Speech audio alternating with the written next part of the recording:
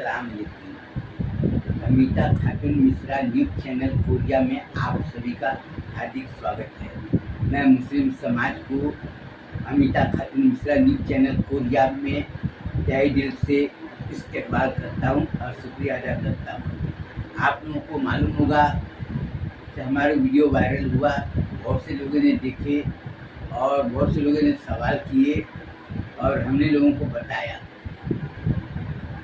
बहुत से लोगों ने हमसे पूछा कि मोहम्मद अजीज भाई मिश्रा जी, आप ये बताइए कि आपके दिल और दिमाग में मदरसा कायम करने का बात कैसे आया।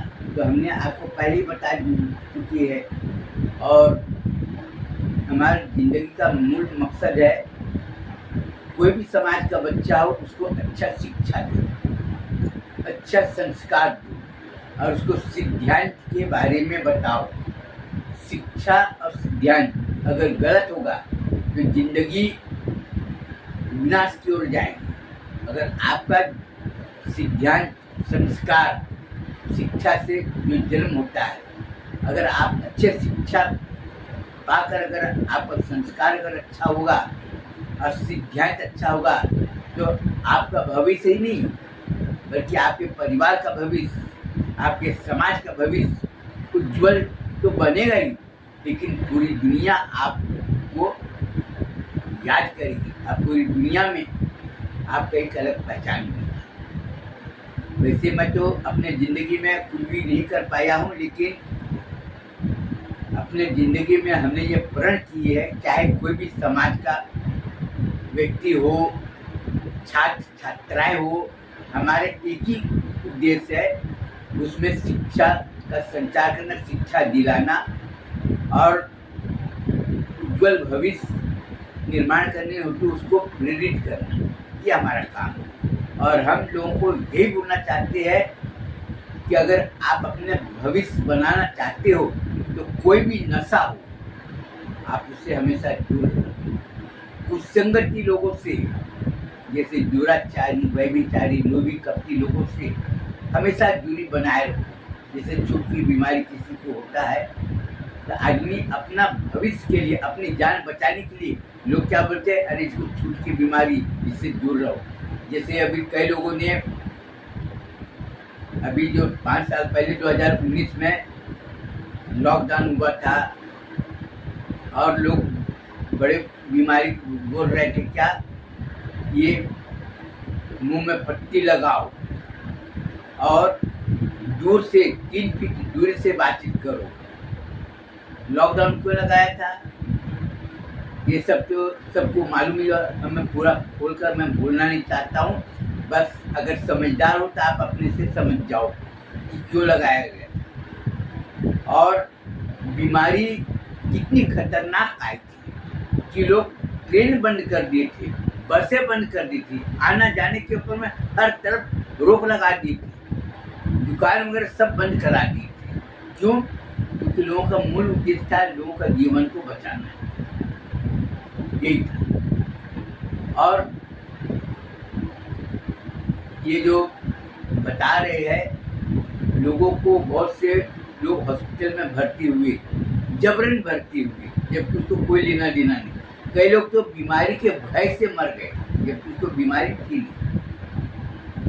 तो अपने जान से उसको कितना प्यार है, अपने जिंदगी से उसको इतना प्यार है कि नाते रिश्तेदार को भी बोल दिया भैया दूर से बात करना। सब समारोह कैंसिल कर दिए थे, पूजा पाठ बंद कर दिए, मस्जिदों में नमाज पढ़ने के लिए पाबंदी लगा दी थी कि 5-5 फीट, 3-3 फीट, 1 मीटर की दूरी में रहो, लेना देना नमाज पढ़ो। यानी कितनी पाबंदी लगानी, क्यों? क्योंकि जिंदगी बचाने की। सिर्फ लोगों का दिमाग खराब हो गया था। पुलिस वाले बोल रहे थे मास्क नहीं लगाए हो तो दुकान में सामान नहीं मिलेगा, बस में जा नहीं सकते, मास्क नहीं लगाए दुकान में जा नहीं सकते, बैंक में जा नहीं बिना मास्क के। जबकि बैंक वाले का क्या नियम है कि बैंक के अंदर अगर प्रवेश करो तो चेहरा खुला होना चाहिए। मुस्लिम समाज की महिलाओं को कहा कि गया कि आप ये बैंक में जब आओ तो अपना वो नकाब निकाल दिया करो, जिससे कि आप एकदम साफ दिखाई दे सके कौन आया। अब बैंक वाले का नियम भी बिल्कुल सही है ना भाई, कौन आया गया, सब कैमरे लगे हुए, सीसी कैमरे लगे हुए, और सभी को सुरक्षा प्यारी है ना, चाहे कोई भी कहीं का भी, कोई भी समाज का हो, कोई भी राज्य प्रदेश का रहने वाला हो, सबको अपनी ज़िंदगी प्यारी है।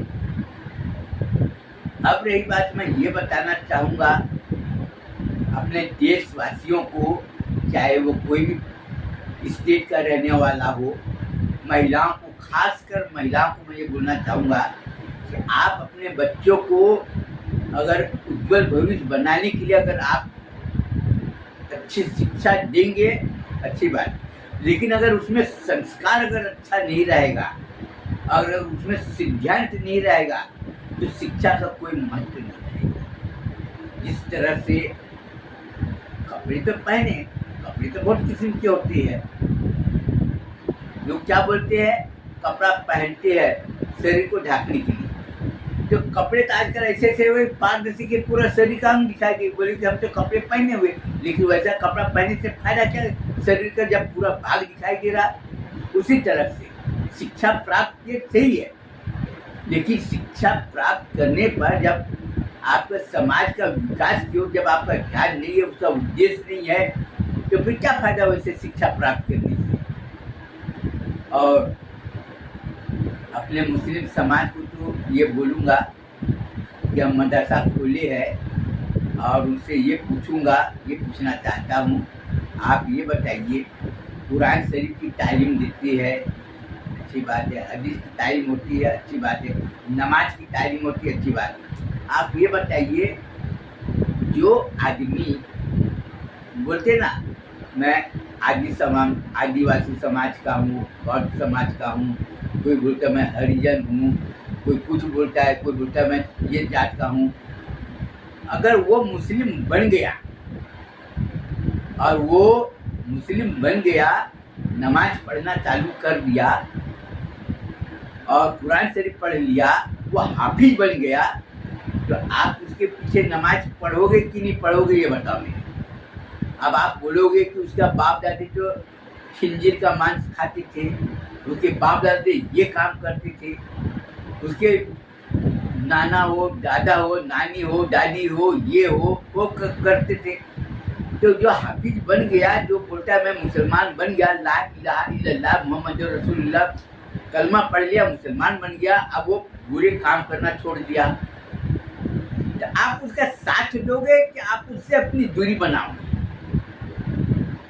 ये सोचने वाली बात। और दूसरी बात, सबसे बड़ी बात ये है कि आप जब ईमान की बात करते हो, तो हुजूर सल्लल्लाहु अलैहि वसल्लम का जो फरमान है कि हलाल की रोजी कमाओ और हलाल की रोजी रोटी खाओ और दूसरों को भी खिलाओ, और साथ ही साथ में अपने ईमान की दावत दूसरों को दो।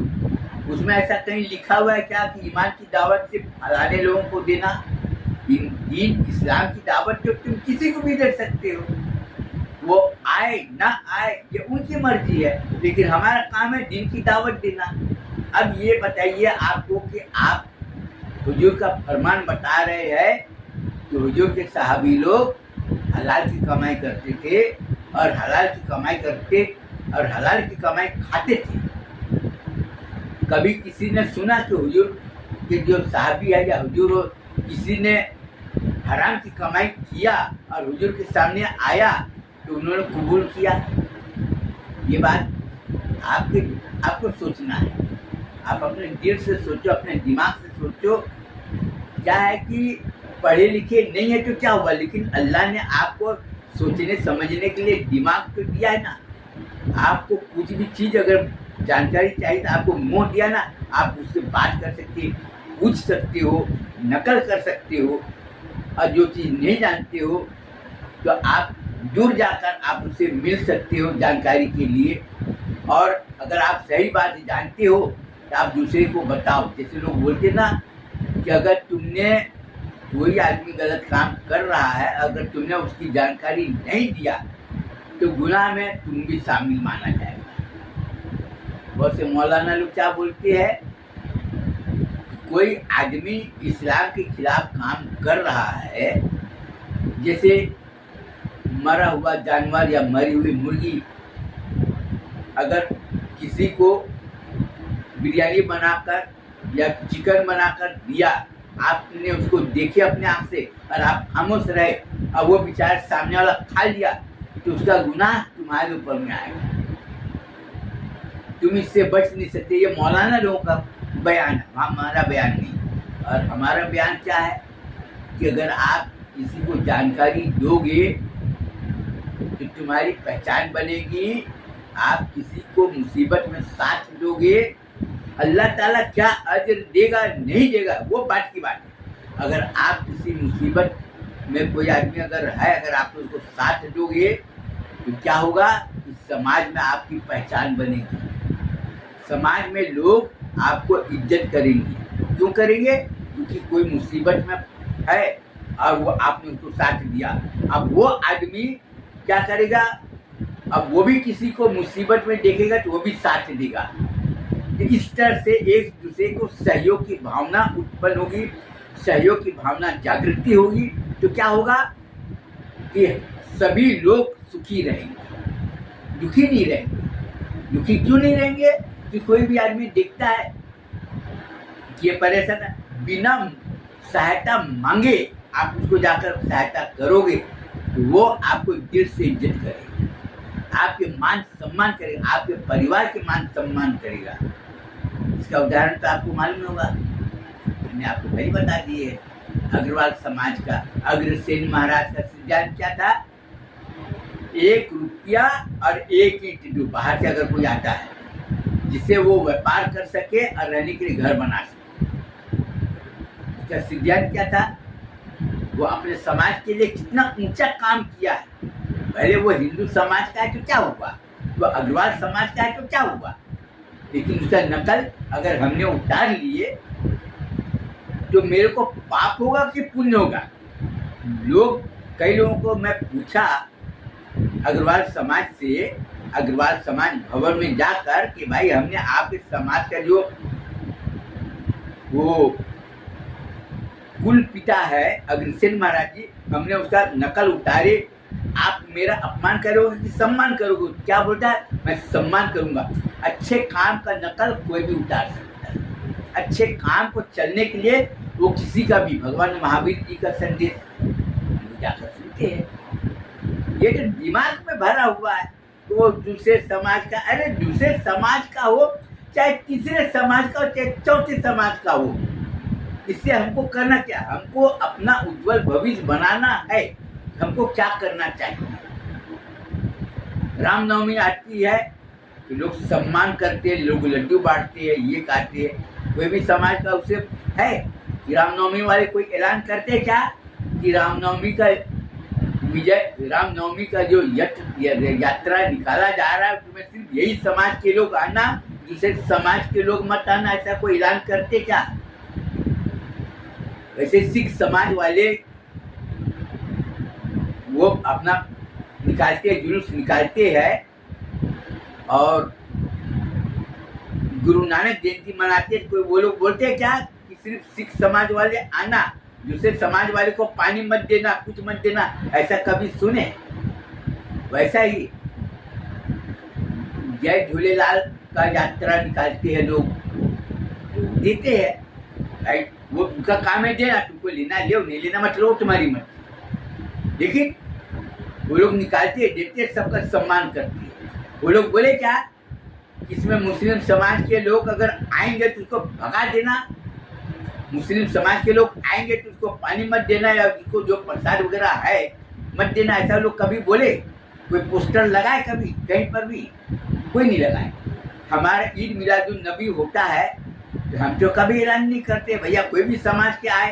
अब रही बात की, अब हमारा सिद्धांत है, हमारे माँ बाप ने हमको जो शिक्षा दी है कि अपने मेहनत की कमाई से तुम अपने झंडे लगाओ, अपने जो बत्ती जलाते हैं वो बत्ती जलाओ, तुमको जो अगर तुम्हारी ताकत हो, मुरमुरा हो, चना हो या कुछ ईद मिलादुन नबी की खुशी में अपना लोग देते हैं। और जो पैसे वाले हैं वो बिरयानी खिलाते हैं, बहुत से लोग पानी का पाउच पिला देते हैं लोगों को, पानी पियो, और बहुत से लोग मिठाई देते हैं, कई लोग हलवा बांटते हैं, कई लोग क्या क्या बांटते हैं, हम उतना डीप में हम जाना नहीं चाहते हैं। लेकिन आप ये सोचो कि हम चाहते कि हमारी पहचान बने तो हमारी अच्छे काम करना चाहिए, अच्छे काम करने के लिए लोगों से सहयोग मांगना चाहिए। अभी कुछ लोगों ने हमको बोला है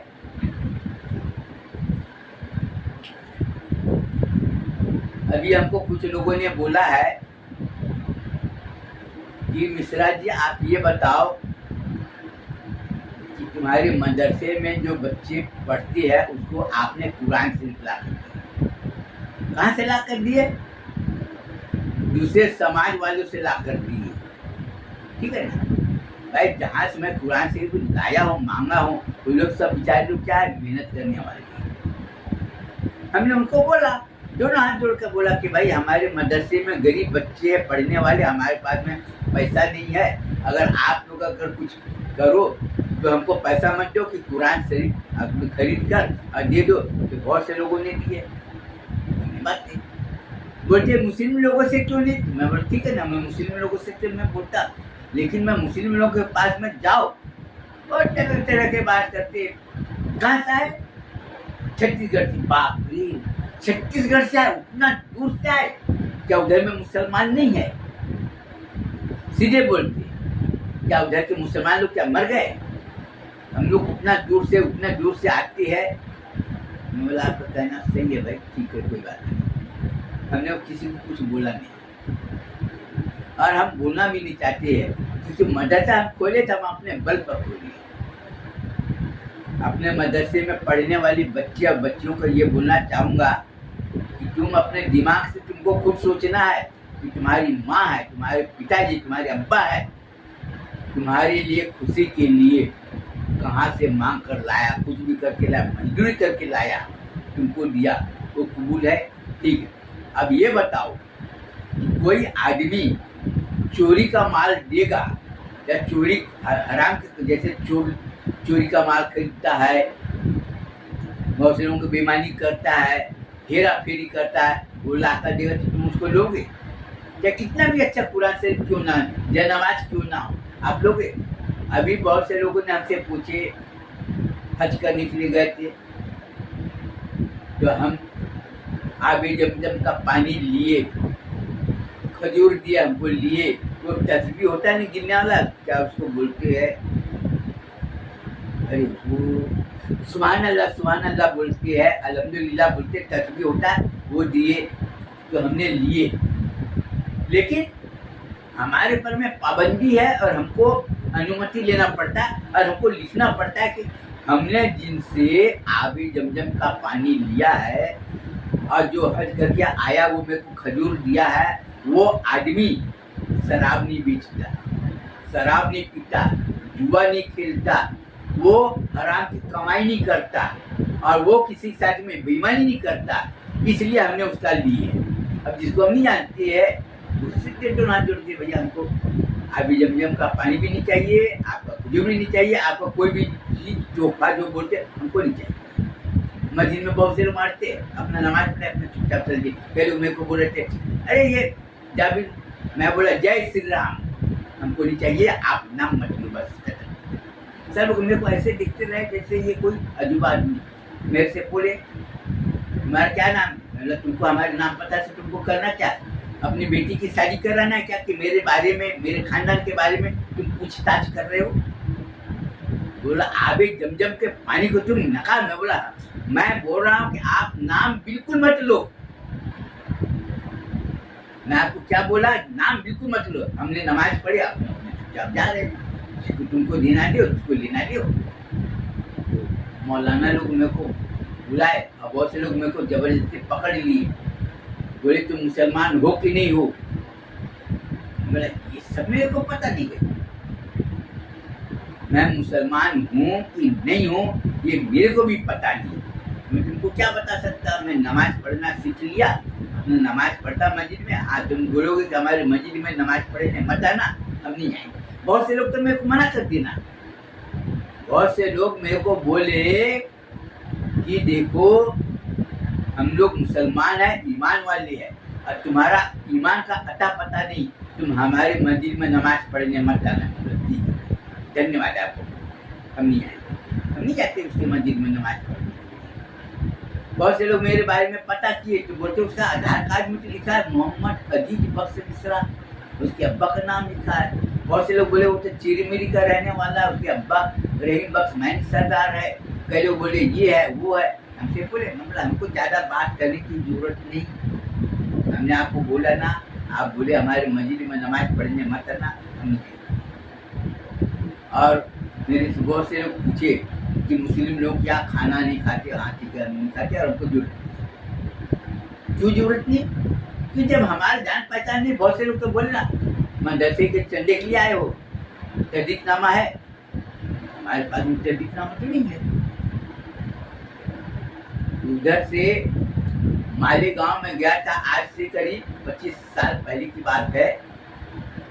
मैं गया था मदरसे की चंदा के लिए, सब लोग बोले तहदीकनामा है, नहीं है, जब चंदा नहीं देते तहदीकनामा ले लो उसके बाद में आना। मतलब हमको तहदीकनामा की जरूरत नहीं, तुम्हारे चंदे की जरूरत है।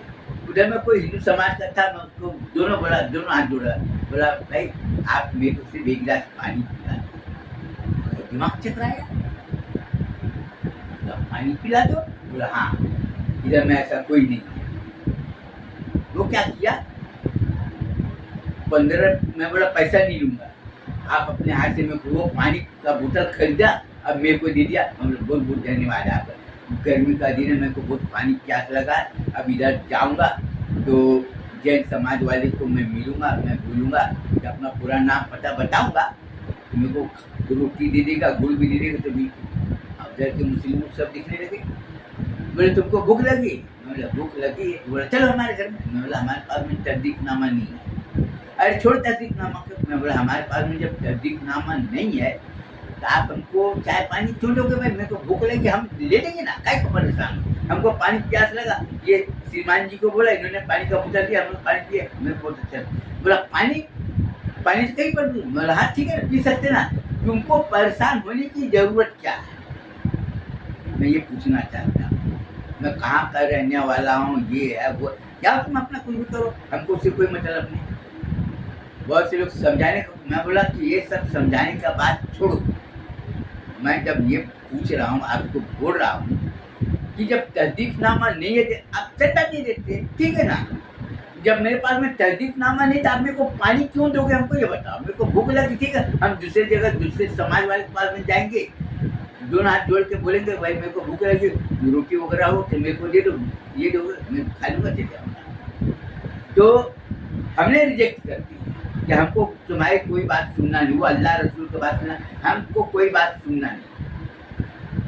क्योंकि हमारे गांव में कोई भी आदमी आएगा, तहदीकनामा की जरूरत नहीं, चंदा देना है सीधे दे दो, अगले सीधे बोलो हमारे पास में नहीं है पैसा, खत्म। ये सब ढकोसलाबाजी करना। अब मेरे को क्या बोलते, अरे बहुत से लोग मौलाना आए, फर्जी मौलाना आए, फर्जी चंदा किए और लोगों को लूट कर लेकर गए। वो कितना ताज्जुब की बात है कि मौलाना लोग आए, मदरसे का बयान किए मस्जिद में और चंदा लिए और चले गए, वहां पर जाकर पता किए, बोले मदरसे है ही नहीं।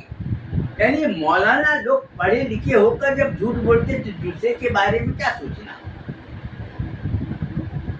ये सोचने की बात है। और मैं जब उसको सीधा बात समझा रहा हूँ कि आप मुसलमान हो, आप बोलते मैं ईमान वाला हूँ, तो आप सीधी काम करो ना, हमको चंदा नहीं चाहिए। 100 रुपया का 500 रुपया का बॉन्ड है, आप मेरे को दो, हम छोटा मोटा कारोबार करेंगे और साल भर के बाद में आएंगे, जितना मुनाफा होगा 50% मुनाफा मदरसे को दे, 40% आपको दे, 10% कारोबार, तो हमारा धीरे धीरे कारोबार चलेगा और हम आपको दे, हमको मत दो चंदा। हमारे को पैसा नहीं देना चाहते मत दो, हमारे अकाउंट में डाल दो, United business corporation of India का अकाउंट नंबर तुमको देता है, उसमें डाल दो, मत दो मेरे को। मैं चेक फाड़ के देता हूँ, साइन करता हूँ आपके सामने में, आपको बैंक में जाओ कैश हो जाएगा, समझ जाना कि मेरा है, मैं मालिक हूँ, और नहीं है तो समझ जाना फर्जी नहीं, सीधी सी बात। ज़्यादा लंबा चौड़ा बात करने की क्या जरूरत है। और आज के जो मौलाना लोग हैं वो लोग खुद ही बता रहे हैं, हमें पूछने नहीं गए। ये सोचने की बात है, आप गौर करके सोचो, एक मौलाना मदरसे में पढ़ाता है तो उसका तनख्वाह कितना है? 6,000 रुपया, 7,000 रुपया, 8,000 रुपया। भाई मोटरसाइकिल में घूम रहा है, अच्छे कुर्ता पैजामा है, 25-30 हजार रुपया को, उसके पास में मोबाइल है, उसके घर में मोबाइल है, 4 मोबाइल है, उसके घर में फ्रिज है, अच्छे घर है, सोफा ये और भी है। भाई वो पैसा आया कहाँ से? ये तो भाई बताना पड़ेगा। आपका तनख्वाह तो आप खुद ही बता रहे हैं, हमारा 6,000 रुपया, 8,000 रुपया, तो पैसा आया कहाँ से? अगर ट्यूशन भी पढ़ाते होंगे तो नाम पता बताओ कि भाई ट्यूशन में पढ़ाते, कितने बच्चे पढ़ाते, कितने पैसे मिलते, ट्यूशन पढ़ाते। जैसे बहुत से मौलाना बोलते ना कि हम पढ़ाएंगे, हम 500 रुपया लेंगे, कुरान शरीफ पढ़ाएंगे, 500 रुपया लेंगे, 1,000 रुपया लेंगे, पढ़ाएंगे।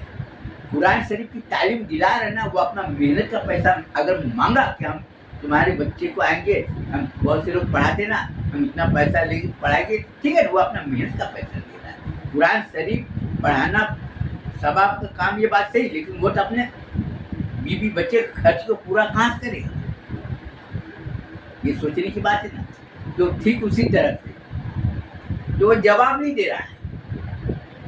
वीडियो रिकॉर्डिंग किया है, सब साक्ष्य के रूप में रखे है, वो जवाब नहीं दे रहा है। इमाम साहब का तनख्वाह इतना है, तो मैं पूछ रहा हूँ कि भाई इमाम साहब का तनख्वाह इतना है, तो आप अभी का दौर का इतना इतना है, आप घर हम जाकर दिखना चाहते हैं, ये वो तो बताने को तैयार ही नहीं। और रही बात कि हमको लोग बोल रहे हैं कि तुम दूसरे समाज वाले से मस्जिद के लिए जनामाज लाए हो, मस्जिद का टीन लाए हो, मस्जिद में पंखा लगाए हो, मस्जिद की तामीर काम की हो, तो भाई गुनाहगार मैं हो तो दोजख में मैं जाऊंगा ना। तुमको इसका फिक्र करने की क्या जरूरत है? हम कैलेंडर बेचने के लिए जाते हैं, 100 रुपया कैलेंडर। अरे भाई किसी ने कैलेंडर दिया कि भाई ये कैलेंडर ले लेना 100 रुपया, तो आदमी को कलेजा फट रहा है कि 100 रुपया का, बाप रे, ये कैलेंडर तो 25-30 रुपया मिलता है दुकान में। कहता है दुकान में फुकट में मिली, हमको उससे कोई मतलब नहीं। हमने ये बोला ये मस्जिद की तामीर का काम है, कैलेंडर हम बेच रहे इतना में, ये उनको बोला नहीं हमको कैलेंडर नहीं चाहिए, ठीक है ना। वो कैलेंडर ने दूसरे समाज वाले को बेच दिया, अपने पैसा लिए बना कर। इसमें दूसरे लोगों को या मौलाना लोगों को तकलीफ क्या हो रही है ये बताओ। और हमारे जो कैलेंडर खरीदने वाले हैं ना, सब गरीब तबके, वो तो बोलते एक कैलेंडर नहीं, 2 कैलेंडर देना, 3 कैलेंडर देना, चलेगा। जो मजदूर है, जो रोज 300 रुपया, 350 रुपया, 400 रुपया कमाता पड़ता, रोज देना, हर साल आपको देना कैलेंडर, वो नहीं बोल रहे। और जो पैसे वाले घूमकर, अभी नेशनल क्राइम इंक्वायरी टीम है, अब मुस्तफा क्राइम वॉच ब्यूरो और Islamic crime investigation services of India जो वीडियो रिकॉर्डिंग किए है और वो जो सबूत जो पेश किए और गांव वाले को जो दिखाए, गांव वाले बहुत से लोग पीछे पीछे घूमते रहे, मतलब तुम दूर से देखना वो क्या बोल रहा है। लोग जब देखे ना अपने आँख से तो लोगों का कलेजा फट गया। अब गांव वाले बोलते मौलाना साहब आप कहीं से भी पैसा लाओगे ना, हमारे बच्चे को दोगे ना, वो चलेगा। हमको मुस्लिम लोगों का अपने कौम के जो बड़े बड़े है ना, उसका हमको ना तो बात सुनना है और ना हमको देना। अब हमारे को बात समझ में आए, सीधी सी बात है। हम गलत काम करें, अल्लाह ताला मेरे को दोजख ना देख खत्म कर, तुमको हमारी फिक्र करने की जरूरत नहीं। तो ये मैं बोलना चाहता हूँ कि बहुत से लोग चंदा नहीं दे रहे, तो लोग मजाक उड़ाते हैं कि उतने लोग से चंदा मांगने के। अब हम अपना तिजारत करके मेहनत करके अपना कमाई कर रहे, तो भी लोगों को तकलीफ ज़्यादा हो रहा है। और तकलीफ इसलिए ज़्यादा हो रहा है कि वो ये चाहता है कि ये लोग दुखी रहना चाहिए, ये लोग सुखी क्यों हैं।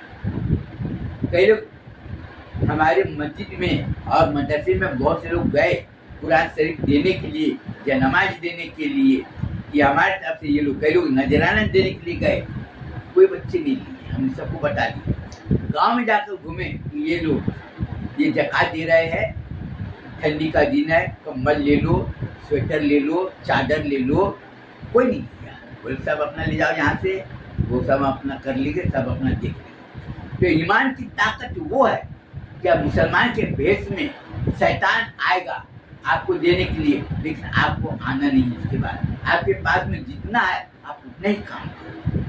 और देखो अभी बहुत से लोग हमारे मदरसे का बॉन्ड खरीदे हैं।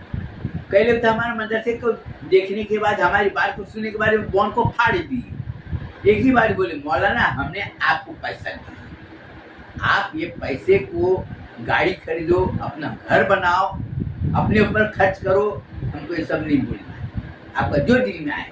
लेकिन हमने पूरा पैसा इसमें लगा दिया। उसको ये पता चल गया और लोग ये जान गए कि ये जो काम कर रहा है बिल्कुल सही है। और मेरे को बोलते हर साल आना। कई लोग तो मेरे को बोले कि 10,000 का बॉन्ड लेकर आना। कई लोग बोले कि मौलाना मैं सिर्फ 2,000 का बॉन्ड खरीदूंगा। मेरा कोई बात नहीं, 2,000 हो 1,000 हो खरीदो। लेकिन धीरे धीरे आज हमारा मेहनत रंग लाया और लोगों ने अपनी समझदारी दिखाया। और आज बहुत से लोग मेरी तारीफ कर रहे हैं। मैं बोल रहा मेरी तारीफ मत करो, ईमान वाले की तारीफ करो, जिन्होंने सहयोग दिया, जिन्होंने हमारा माल खरीदा और हमने मेहनत करके किए। एक साथ इसमें 3 है। काम करने वाले को रोजगार मिल गया, जिसके घर में जाते थे वो सीधे बोलते हमारे घर में नमक, साबुन, हल्दी, मिर्च, धनिया, बाकी पर चाय पत्ती, हमको दुकान जाने की जरूरत नहीं, इलाका पहुंचा देता, 1 महीने बाद में पैसा लेता, हमको कोई तकलीफ। जिन्होंने बॉन्ड खरीदे बोले अपने क्या गया, अरे हमने 1,000 रुपया दिया, कोई बोलता 5,000 रुपया दिया, हम तो उसको पैसा दे दिए, वो अपना तिजारत किया, क्या किया। अब मेरे को उल्टा मुनाफा ला कर दिया, 1,000 दिया, 1,400 रुपया। कई लोग बोले हमको 2.5 साल के बाद में कई लोगों को 5,000 मिला, 10,000 रुपया उसको मिला। बोला इसका मॉडल आपको मिला चाहिए। तो मेहनत की कमाई में जो बरकत है, जो हक और ईमान के रास्ते पर चलने में जो कामयाबी है, वो किसी में नहीं। अभी आप देख लीजिए, ईमान की बातें करेंगे लेकिन जब उससे सवाल पूछो उसका जवाब नहीं देंगे। इसलिए मैं अपने मदरसे में पढ़ने वाले बच्चों को यही बोलूँगा कि तुम अपने उम्र के हिसाब से तुम जो देख रहे हो, आने वाला वक्त में तुमको हर चीज़ धीरे धीरे सब समझ में आ जाएगा। और गांव वाले को भी यही बोलूँगा कि तुम कितना भी परेशान हो, लेकिन कोई आदमी कुछ देने आए तो हरगिज नहीं लेना, बिल्कुल नहीं लेना। आपका अगर पड़ोसी देता है, आपका पड़ोस वाला जो गांव, अगर आपको मदद देता है, आप उसको जानते हो कि आदमी चोरी नहीं करता, बेईमानी नहीं करता, किसी को धोखा नहीं देता, किसी के माल को हड़प नहीं करता, आप उसको जानते हो, और वो अगर मुसीबत में आपको दे रहा है वो ले, खाने के लिए दावत दे रहा है ले। अगर वो हज करने के लिए गया, आबे जमजम का पानी दे रहा है, खुशी खुशी ले लो। वो खजूर दे रहा है, खुशी खुशी ले लो, क्योंकि आप अपने आप से जानते हो कि यह आदमी सही है, ले लो, उसे कोई हक नहीं। इसके बाद मैं अपना बयान को खत्म करना चाहता हूँ और मैं यही बोलूँगा कि हमारी बात को अगर आपको समझ में आए और हमारी बात अगर अच्छी लगे तो हमारे वीडियो को लाइक करना, सब्सक्राइब करना और कमेंट करना। अस्सलाम वालेकुम।